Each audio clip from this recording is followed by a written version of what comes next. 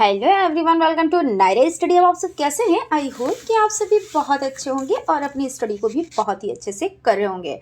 Friends, मैं नायरा स्वागत करती हूं आप सबका आपके अपने YouTube channel Naira study hub पर। आज हम लोग क्या डिस्कस करने वाले हैं, तो पहले इस पे बात कर लेते हैं। तो आज हम लोग डिस्कस करने वाले हैं जो आपका सेमेस्टर हो जाता है सेकेंड, ठीक है ना। और इसमें जो सब्जेक्ट हो जाता है आपका विज्ञान का कक्षा शिक्षण, तो इसके कुछ क्वेश्चंस पर हम लोग डिस्कस करेंगे जो आपके ऑब्जेक्टिव टाइप क्वेश्चंस हो जाते हैं, ठीक है ना। तो आप लोग वीडियो में लास्ट तक बने रहिएगा, वीडियो को बिल्कुल भी स्किप ना कीजिएगा, क्योंकि आपके लिए हर एक चीज़ बहुत ज़्यादा इंपॉर्टेंट हो जाती है और इम्पॉर्टेंट चीज़ों को स्किप करके नहीं देखा जाता है, ठीक है ना। और फ्रेंड्स, अगर सेशन अच्छा लगे तो लाइक ज़रूर कीजिएगा, और अगर अभी तक आप लोगों ने चैनल को सब्सक्राइब नहीं किया है तो प्लीज़ सब्सक्राइब कर लीजिएगा और बेल आइकन को भी ज़रूर प्रेस कर लीजिएगा। तो चलते हैं आज की सीरीज़ का फर्स्ट नंबर क्वेश्चन देख लेते हैं। क्वेश्चन आपका हो जाता है एमकेएस पद्धति में ऊर्जा का मात्रक क्या है। तो कैलोरी है, या आपका हो जाता है जूल या न्यूटन या मिलीग्राम। तो इसमें आपका आंसर जो हो जाता है, यानी एमकेएस पद्धति में ऊर्जा का जो मात्रक हो जाता है वो हो जाता है जूल।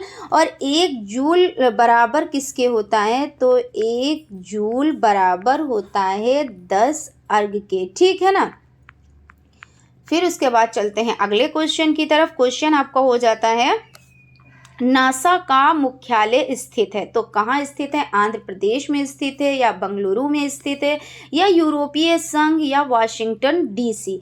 तो इसमें आपका आंसर जो हो जाता है वो आपका द जो है, यानी फोर्थ ऑप्शन जो है वो राइट हो जाता है, यानी वाशिंगटन डीसी ये हो जाता है। निष्क्रिय गैस का इलेक्ट्रॉनिक विन्यास क्या है? 2.6, 2.7, 2.8 या 28.2। तो इसमें आपका जो सा ऑप्शन है वो राइट है। और ये गैस कौन सी होती है, यानी निष्क्रिय गैस, तो इसको शाही गैस भी कहते हैं, यानी इसका सेकंड नाम ये हो जाता है, यानी दूसरा नाम ये हो जाता है। जल में घुलनशील विटामिन है, कौन सा विटामिन जल में घुलनशील है? इसमें बड़ी कंफ्यूजन रहती है, लेकिन अब कंफ्यूजन नहीं रहेगी, हम आपको ट्रिक बता देंगे जिससे आप लोग आसानी से ये क्वेश्चन कर सकते हैं। यानी इसमें कुछ भी पूछ लिया जाए, यानी जल में कौन सी विटामिन घुलनशील है या वसा में कौन सी विटामिन घुलनशील है, तो आप उसको आराम से कर ले जाएंगे। तो पहले हम लोग ऑप्शन को देख लेते हैं। जल में घुलनशील vitamin, vitamin A, vitamin D, vitamin के या विटामिन सी। तो देखिए, बस क्या है? बस जल में डूब गई, ऐसे आप याद रखें। तो बस यानी बी सी जो आपका हो जाता है, तो वो जल में क्या हुई? वो गई डूब। तो यानी जल में घुलनशील है कौन कौन? तो बी और सी।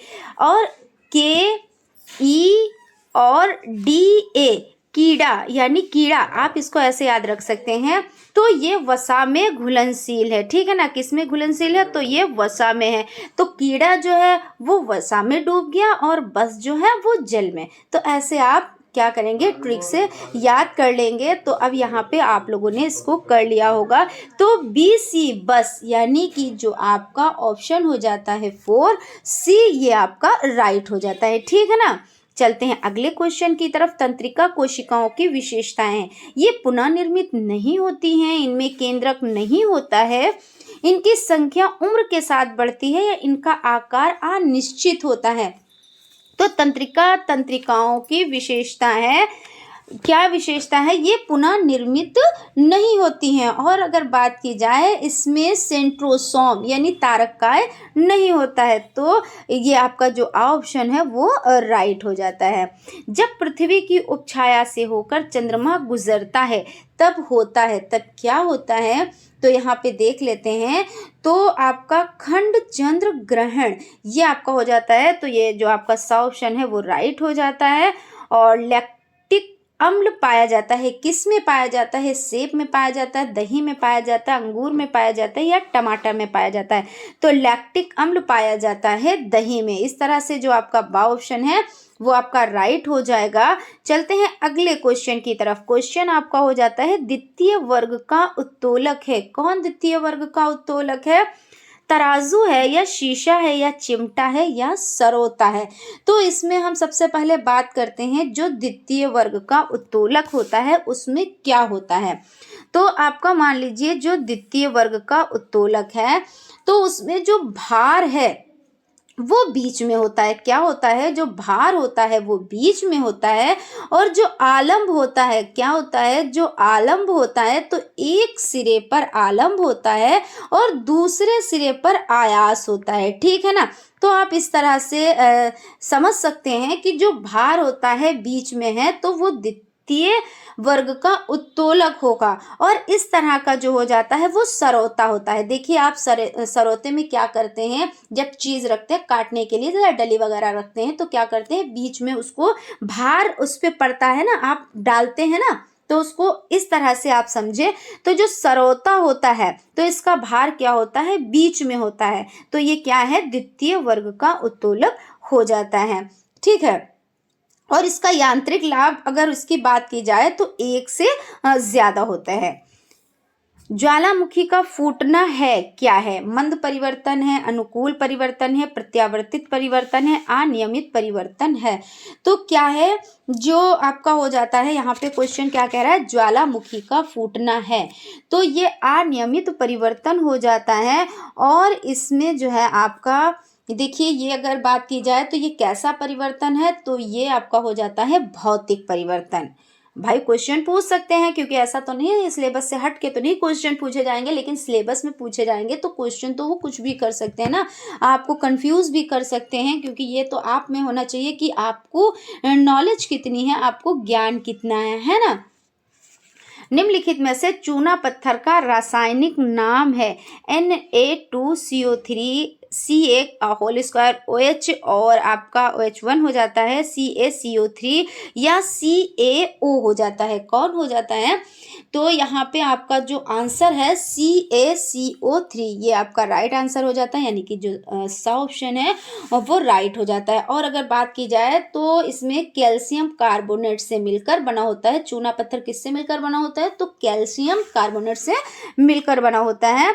अगला क्वेश्चन देख लेते हैं। अगला क्वेश्चन आपका क्या हो जाता है? जूल का मात्रक है क्या है? देखिए यहाँ पे थोड़ा सा आपके बस एक सेकेंड। जूल का मात्रक है क्या है? जूल मात्रक है किसका? यानी ये क्वेश्चन ये कह रहा है कि जूल किसका मात्रक है।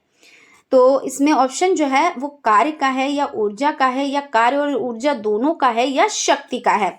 तो इसमें जो आपका आंसर हो जाएगा ना, वो हो जाएगा आपका सा ऑप्शन, क्योंकि जो जूल मात्रक किसका किसका है? कार्य और ऊर्जा दोनों का है। और अगर बात की जाए तो जो जूल का एम किस प्रणाली में, इसमें क्या है, इसको किससे दर्शाया जाता है? तो इसको जे से दर्शाया जाता है। अब चलते हैं अगले क्वेश्चन की तरफ। रबी की फसल है कौन सी है? मक्का, ज्वार, बाजरा, चना। तो आप एक ट्रिक याद कर लीजिए, रबी, चना मसाला, जोर, गरम। ठीक है, आप इतना याद कर लेंगे कि कौन सा रबी, तो रबी से तो रबी हो गया, यानी रबी की फसल। चना मसाला, चना तो चना हो गया, ठीक है। और मसाला, जोर, गरम। तो जितनी चीज़ें आ रही हैं वो आप उसको ट्रिक से उसको याद कर लेंगे। ये ट्रिक हम आप लोगों के लिए लेकर आएंगे। इसमें हम लोग क्या कर रहे हैं, रिवीजन कर रहे हैं, तो इसलिए ये ट्रिक हम नहीं लेके आए, लेकिन हमने आपको शॉर्ट में बता दिया कि रबी, चना मसाला, जोर, गरम, आप इसको याद कर लें। और इसमें जितने भी वर्ड आते हैं उससे आप लोग इसको सॉल्व कर लेंगे, ठीक है ना। तो चना मसाला, जोर, गरम, तो चना देखिए यहाँ पे आपको देखने को मिल गया, यानी यही आपका राइट आंसर है, यानी ये रबी की फसल है। चंद्र ग्रहण की घटना होती है, तो चंद्र ग्रहण की घटना कब होती है? अमावस्या के दिन, या पूर्णिमा के दिन, या अमावस्या की रात, या कभी भी हो सकती है। तो कभी भी तो बिल्कुल नहीं हो सकती है, ठीक है। अमावस्या की रात, ये भी आपका गलत है। और देखिए आप याद रखेंगे, चा से चंद्रमा, ठीक है, और पा से पूर्णिमा, और चप्पू आप याद रख लें, ठीक है। तो जब चंद्र ग्रहण की बात आए तो अब चप्पू एक वो नहीं होता है, नाव होता है इसमें जिससे चलाया जाता है, तो उसको चप्पू बोलते हैं, ऐसे करके ना। तो आप मतलब एक ट्रिक है, ये ट्रिक से जब चीज़ें आप याद रखेंगे तो क्या होता है, चीज़ें याद रहती हैं। और जब ऐसे ही रट्टा मार लिया जाता है तो क्या होता है, चीज़ें याद नहीं रह पाती, भूल जाते हैं। तो चप्पू, चा से चंद्र ग्रहण, और पा से पू यानी पूर्णिमा। तो चंद्र ग्रहण कब पड़ता है? तो पूर्णिमा को पड़ता है। और आसू, अमावस्या को सूर्य ग्रहण पड़ता है। आसू एक नाम होता है ना, या आप आंसू, ये जो आंखों से निकलते हैं वैसे आप वो वाला आंसू, और या नाम होता है तो उससे आप याद रख सकते हैं। तो आ से अमावस्या, सू से सूर्य ग्रहण, सा से सूर्य ग्रहण, तो वो ऐसे याद रख लेंगे। ठीक है, तो इस तरह से आपने इसको समझ लिया। अब अगर हम लोग बात कर लेते हैं, बहुत लॉन्ग में नहीं जाएंगे, खैर इस पे बहुत अगर बात करेंगे तो बहुत लेंदी हो जाएगी कि सूर्य ग्रहण कैसे पड़ता है, कौन सी छाया किस पे पड़ती है, तो इस पे हम लोग बाद में डिस्कस करेंगे अगले क्लास में, जब हम लोग वेरी शॉर्ट टाइप क्वेश्चंस पढ़ेंगे तब हम। ठीक है, उसके बाद आपका हो जाता है डीपीटी के टीके से बचाव होता है डिप्थीरिया का, काली खांसी का, टिटनेस का, उपयुक्त सभी का। तो इसमें आंसर आपका जो हो जाता है वो हो जाता है उपयुक्त तीनों का, यानी कि डिप्थीरिया का भी, काली खांसी का भी, टिटनेस का भी, तो ये सभी का हो जाता है। CaSO4 में Ca की संयोजकता है तो +1 हो जाती है, या +2 हो जाती है, या -2 हो जाती है, या -1 हो जाती है, कौन सी हो जाती है? तो इसमें आंसर आपका हो जाएगा +2, यानी CaSO4 में Ca की संयोजकता +2 हो जाती है। विद्युत ऊर्जा को यांत्रिक ऊर्जा में परिवर्तित करता है, क्या परिवर्तित करता है? तो डायनमो, सोलर सेल, विद्युत मोटर, सितार, कौन करता है? तो विद्युत ऊर्जा को यांत्रिक ऊर्जा में जो परिवर्तित करता है तो वो विद्युत मोटर होता है, वो परिवर्तित करता है। अम्ल वे पदार्थ हैं जो जल से अभिक्रिया करके हाइड्रोजन गैस उत्पन्न करते हैं, या जलीय विलयन में हाइड्रोजन आयन H3O+ बनाते हैं, या जलीय विलयन में हाइड्रोजन आयन H- देते हैं, या उपरोक्त में से कोई नहीं। तो यहाँ पे आप देख लें कि जो ये पहला ऑप्शन है, जल से अभिक्रिया करके हाइड्रोजन गैस उत्पन्न करते हैं, तो ये आप लोग देख ले यहाँ पे। तो यहाँ पे आपका हो जाएगा कि ये जल से नहीं, ये धातु से अभिक्रिया करके हाइड्रोजन गैस बनाते हैं, इसलिए ये गलत हो जाएगा, क्योंकि अगर यहाँ पे धातु होता तो सही होता, यहाँ पे जल है यानी ये गलत हो जाएगा। जलीय विलयन में हाइड्रोनियम आयन H3O+ बनाते हैं, तो ये तो सही है, H3O+ बनाते हैं।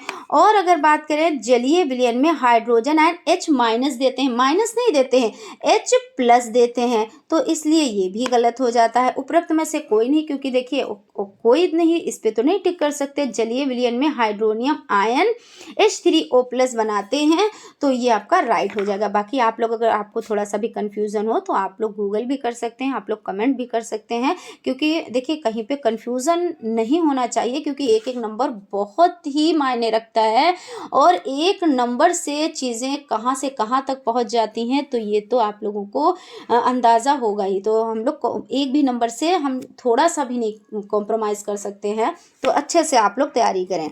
चलते हैं अगले क्वेश्चन की तरफ। विटामिन सी का रासायनिक नाम है रेटिनॉल, एस्कॉर्बिक अम्ल, थायोमीन और टेकोफिरोल, कौन है? तो विटामिन सी का जो रासायनिक नाम हो जाता है वो एस्कॉर्बिक अम्ल हो जाता है। क्या हो जाता है? एस्कॉर्बिक अम्ल हो जाता है। ये सी, विटामिन सी का रासायनिक नाम हो जाता है। अगर हम बात करें रेटिनॉल किसका नाम है, यानी किसका रासायनिक नाम है, तो विटामिन ए का। किसका हो जाता है? विटामिन ए का हो जाता है।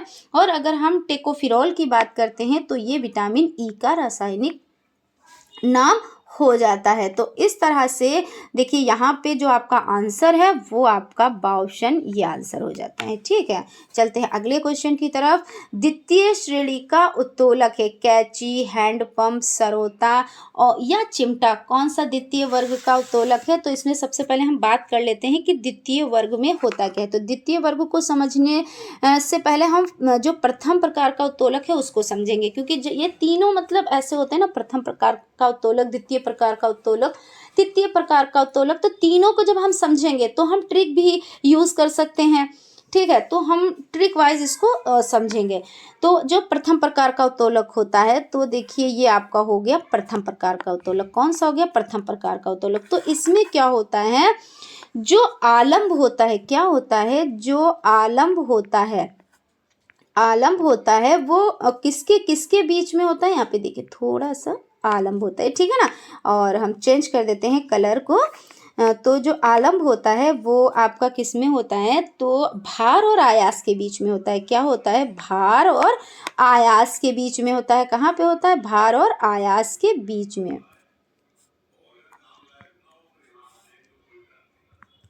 भार और आयास के बीच में हो जाता है। तो ये कौन सा हो जाता है, तो ये आपका प्रथम प्रकार का उत्तोलक हो जाता है। और इसी तरह से अगर हम बात करें कि द्वितीय प्रकार का उत्तोलक कौन सा होता है, तो हम यहाँ पे द्वितीय प्रकार के उत्तोलक की बात कर लेते हैं। कलर चेंज कर देते हैं, ठीक है। तो द्वितीय प्रकार का जो उत्तोलक हो जाता है वो कैसा हो जाता है, तो यहाँ पे देखते हैं कौन सा हो जाता है। तो द्वितीय प्रकार के उत्तोलक में ये होता है कि इसमें जो भार है वो बीच में होता है। देखिए शॉर्ट में बताएंगे, बहुत लॉन्ग में नहीं बताएंगे। इसमें डिटेल वाली जब क्लास लाएंगे ना, तब डिटेल में चीज़ों को और भी डिटेल में बता देंगे आप लोगों को। तो इसमें जो है आपका भार जो है वो हो जाता है। उसी तरह से आपका जो तृतीय प्रकार का उत्तोलक है उसमें क्या होता है, यहाँ पे हम कर लेते हैं। तो तृतीय प्रकार के उत्तोलक में क्या होता है, इसमें जो है आपका आयास बीच में होता है। क्या होता है, तो आयास बीच में होता है, ठीक। तो आप ट्रिक से देखिए, यहाँ पे रेज हो गया थोड़ा सा, चलिए कोई इशू नहीं है, आप लोगों ने समझा होगा। तो सबसे पहले क्या होता है, प्रथम प्रकार के उत्तोलक में क्या होते हैं, तो प्रथम प्रकार के उत्तोलक में आलंब बीच में होता है। क्या होता है, आलंब बीच में होता है। और द्वितीय प्रकार के उत्तोलक में भार बीच में होता है। अगर आपने एक चीज़ ये समझ ली कि बीच में क्या है, बाद में आसपास में तो इधर उधर आप कर सकते हैं। और तृतीय प्रकार के उत्तोलक में आयास बीच में होता है, ठीक है। इतना तो ट्रिक याद रखेंगे। आभा आ, एक लड़की है जिसका नाम आभा है और वो उसको आप बुला रहे हैं। तो आभा आ से आलम, भा से भार और आ से आयास, आभा यानी भार बीच में, ठीक है। तो यहाँ पे आपसे क्या पूछा जा रहा है, तृतीय यानी द्वितीय श्रेणी का उत्तोलक है। तो द्वितीय श्रेणी के उत्तोलक में कौन आ जाता है, तो सरोता आ जाता है। और द्वितीय श्रेणी में भार बीच में होता है। तो सरोते में आप क्या करते हैं, भार बीच में रखते हैं ना। और अगर प्रथम प्रकार के उत्तोलक में क्या चीज़ आती है, तो जैसे कैंची है, प्लास है, तराजू है, ये हो जाएगा। और अगर थर्ड प्रकार के उत्तोलक की बात करें तो इसमें जैसे चिमटा हो जाता है। ये तो ऐसे ये ज़्यादातर पूछ ले जाते हैं कि चिमटा किस प्रकार का उत्तोलक है, तो आपको पता है तृतीय प्रकार का। सरोता किस प्रकार का उत्तोलक है, द्वितीय प्रकार का। कैंची किस प्रकार की उत्तोलक है, तो प्रथम प्रकार की। तो इस तरह से आप चीज़ों को याद रखेंगे और बहुत ही इम्पॉर्टेंट है। ऐसा नहीं है कि आप लोग खाली समझें, देखें और बाद में भूल जाएं, ऐसा नहीं, भूलने वाला कुछ भी नहीं है। ये सभी चीज़ें बहुत ज़्यादा इम्पॉर्टेंट है और ऐसे ही पूछी जाती है, एग्जाम में डायरेक्टली पूछ ली जाती हैं। चलते हैं हम लोग अगले क्वेश्चन की तरफ। इसमें से कौन सूचक इंडिकेटर नहीं है, तो लाल लिटमस, मिथाइल ऑरेंज, फिनाफ्थिलीन या एंटासिड, कौन सा है। तो इसमें जो एंटासिड हो जाता है यानी कि द ऑप्शन ये आपका राइट हो जाता है। पित्तरस बनाता है अमाशय में, ग्रहणी में, छोटी आंत में, यकृत में। तो यकृत इसका आंसर हो जाता है, यानी कि द ऑप्शन जो है आपका वो राइट है, यानी कि यकृत। तृतीय श्रेणी के उत्तोलक का उदाहरण है। अभी हम लोगों ने डिस्कस किया कि तृतीय श्रेणी का जो उत्तोलक है वो कौन सा है, ठीक है। तो तृतीय श्रेणी के उत्तोलक में अगर बात की जाए तो क्या होता है, पहले आंसर देखिए, आंसर पर टिक कर दिया, कोई बात नहीं है, इस पे हम लोगों ने डिस्कस भी किया है, लेकिन अभी फिर से एक बार डिस्कस कर लेंगे। तो तृतीय श्रेणी के उत्तोलक में देखिए क्या है, वो चिमटा हो जाता है, ठीक है, चिमटा है। और इसमें होता क्या है, तो इसमें आयास बीच में होता है, ठीक है। जब चिमटे से रोटियां दबाई जाती हैं तो देखिए क्या होता है, आप एक किनारे पे आप पकड़ते हैं और बीच में उसका थोड़ा, अगर बिल्कुल साइड से आप पकड़ेंगे, मान लीजिए ऐसे चिमटा है कुछ, तो ऐसा तो नहीं यहाँ से आप दबाते हैं, ये आप हैंड अपना लगाते हैं यहाँ से, तो ये दब जाता है, नहीं।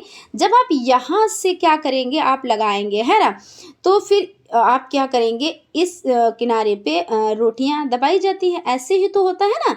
तो ये चीज़ है, तो यहाँ पे जो आपका आंसर चिमटा हो जाएगा। और ये क्या है, तृतीय श्रेणी का उत्तोलक है। मतलब ऐसे भी पूछ लेंगे कि कौन सी चीज़ है जो तृतीय श्रेणी में आती है, या नाम दे दिया ये किस श्रेणी में आता है, इस तरह से भी पूछ लेते हैं। और ऐसे भी पूछ लेते हैं कि प्रथम प्रकार के उत्तोलक में कौन सी चीज़ बीच में होती है। अब आपको दे दिया जाएगा आलम बीच में होता है, कहीं पे लिख दिया जाएगा भार बीच में होता है, किस और लिख दिया जाएगा आयास बीच में होता है, इसमें से कोई नहीं या ये सभी, ऐसे करके आपसे क्वेश्चन पूछ लिया जाएगा। तो यहाँ पे आपका जो आंसर हो जाता है वो 4 ऑप्शन, यानी कि द ऑप्शन राइट है, ठीक है ना। तो आप लोग लाइक सब्सक्राइब भाई करते रहें, क्योंकि ये बहुत ज़रूरी होता है और हमको एनर्जी भी मिलती है। क्योंकि भैया देखिए, हम आपसे और तो कुछ नहीं कहते ना, और हर एक चीज़ आपको फ्री में प्रोवाइड हो रही है। फ्री PDF नोट्स भी मिल रहे हैं, फ्री क्लासेस भी मिल रही हैं और इतना सब फ्री में मिल रहा है, तो हम आपसे क्या सिर्फ इतना ही तो चाहते हैं कि आप लाइक कर दें और अगर चैनल पर नए हैं तो सब्सक्राइब कर दें और हो सके तो अपने फ्रेंड्स में भी वीडियो ज़रूर शेयर करें जिससे उनको भी बेनिफिट मिल सके। चलते हैं अगले क्वेश्चन की तरफ। क्वेश्चन आपको हो जाता है प्रकाश संश्लेषण की क्रिया में कौन सी गैस निकलती है, CO2, O2, NH3 और N2, कौन सी? तो इसमें आपका O2 ऑक्सीजन हो जाता है, यानी प्रकाश संश्लेषण की क्रिया में कौन सी गैस निकलती है, तो O2 हो जाती है। और एक तत्व के समस्थानिक में होते हैं परमाणु संख्या समान लेकिन द्रव्यमान संख्या भिन्न, या परमाणु संख्या भिन्न लेकिन द्रव्यमान संख्या समान, परमाणु संख्या और द्रव्यमान संख्या दोनों भिन्न, या परमाणु संख्या और द्रव्यमान संख्या दोनों समान। तो ऐसा नहीं है, समान भी नहीं है, परमाणु संख्या और द्रव्यमान संख्या दोनों भिन्न भी नहीं है, परमाणु संख्या भिन्न लेकिन द्रव्यमान संख्या समान नहीं, परमाणु संख्या समान और लेकिन द्रव्यमान संख्या भिन्न, ये आपका राइट आंसर हो जाएगा। ठीक है, चलते हैं अगले क्वेश्चन की तरफ। चंद्रमा क्या है, देवता है, तारा है, उपग्रह है, ग्रह है? तो क्या है, देखिए अगर ग्रहों की बात करें तो ग्रह कौन से हो जाते हैं, हमने आपको एक ट्रिक बताई थी कि आप जो दिन होते हैं दिनों के नाम से आप याद रख सकते, बुध शुक्र पृथ्वी, यानी पृथ्वी यानी रविवार को माना, बुध शुक्र पृथ्वी मंगल बृहस्पति शनि अरुण और वरुण।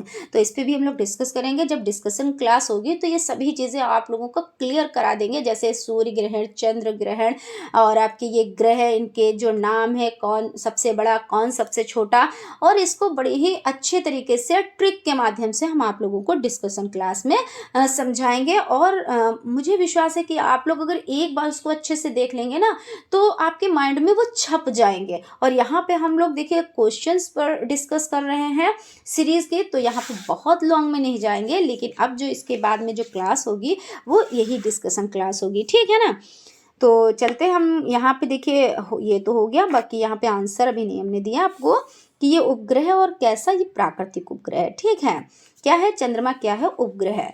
निम्नलिखित में से चूना पत्थर का रासायनिक सूत्र, तो चूना पत्थर का रासायनिक सूत्र CaCO3 हो जाता है, यानी कि द ऑप्शन आपका राइट है।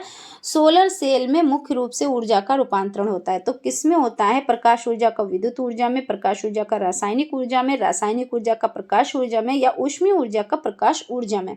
तो किस में होता है, तो प्रकाश ऊर्जा का विद्युत ऊर्जा में होता है। सोलर सेल में मुख्य रूप से ऊर्जा का रूपांतरण किस में होता है, तो प्रकाश ऊर्जा का विद्युत ऊर्जा में होता है। उसके बाद चलते हैं अगले क्वेश्चन की तरफ। आज की सीरीज का लास्ट सेकंड क्वेश्चन है, पेलाग्रा रोग निम्नलिखित में से किस विटामिन की कमी से होता है, तो vitamin A, vitamin B, vitamin C, vitamin D, किससे होता है, तो ये आपका हो जाता है विटामिन बी, और ये कुपोषण का एक रूप हो जाता है। जड़ों द्वारा वृद्धि प्रजनन होता है आलू में, शकरकंद में, अदरक में, गन्ना में। तो जड़ों द्वारा जो वृद्धि प्रजनन होता है वो शकरकंद में होता है, और ये आज की सीरीज का लास्ट क्वेश्चन है। ठीक है, तो फ्रेंड्स आई होप आप लोगों को सेशन पसंद आया होगा, और अगर सेशन पसंद आया है तो एक लाइक ज़रूर करिए, और अगर अभी तक आप लोगों ने चैनल को सब्सक्राइब नहीं किया तो प्लीज़ सब्सक्राइब भी कर लीजिएगा, बेल आइकन को प्रेस कर लीजिएगा, और आप लोग हो सके तो अपने फ्रेंड्स में भी वीडियो ज़रूर शेयर करिएगा। तो मिलते हैं हम लोग अगले क्लास में, तब तक आप लोग अपना ख्याल रखें और स्टडी को कंटिन्यू करें, क्योंकि जब आप रोज़ पढ़ते हैं, भले थोड़ा पढ़ें लेकिन पढ़ें रोज़। ऐसा नहीं है कि हम इकट्ठा पढ़ लेंगे, इकट्ठा पढ़ने में आप लोग बिल्कुल ये ना सोचें कि आप लोग उसको घोल के पी जाएंगे। ऐसा तो नहीं कि शरबत तो है नहीं जो आप घोल के पिएंगे, थोड़ा थोड़ा रोज़ हम कहते हैं एक एक क्लास आप अटेंड करेंगे तो आपका लास्ट में इतना तैयार हो जाएगा कि आपको कोई डर भी नहीं रहेगा कि अरे एग्ज़ाम डेट आ गई और हमने अभी तक कुछ तैयार नहीं किया है ना, तो ये चीज़ हो जाती है। तो फ्रेंड्स आप लोग अच्छे से तैयारी करते रहे, स्लो मोशन में करें, वही वाली बात हो जाती है खरगोश और कछुए वाली। तो कछुआ ही तो जीता है, वो देखिए ज़माना कुछ भी हो, ऐसा कुछ नहीं कि नहीं आज खरगोश जीत रहा है, लेकिन वो अपनी जगह पे है। लेकिन कछुआ जो अपनी चाल धीमी धीमी धीमी धीमी चलता रहता है, और एक दिन ऐसा आता है वो कामयाब हो ही जाता है, भले उस पर कोई विश्वास ना करे, उस पर एतबार ना करे कि ये क्या जीतेगा, इसकी तो चाल इतनी सुहावनी है, इतनी मीठी है, ये क्या जीतेगा, लेकिन लास्ट में होता क्या है, वही जीतता है ना। तो आप लोग भी धीरे धीरे अच्छे से पढ़ें, और हम मिलते हैं आपसे अगले क्लास में, तब तक आप लोग ख्याल रखें अपना, स्टडी को कंटिन्यू करें। Thank you.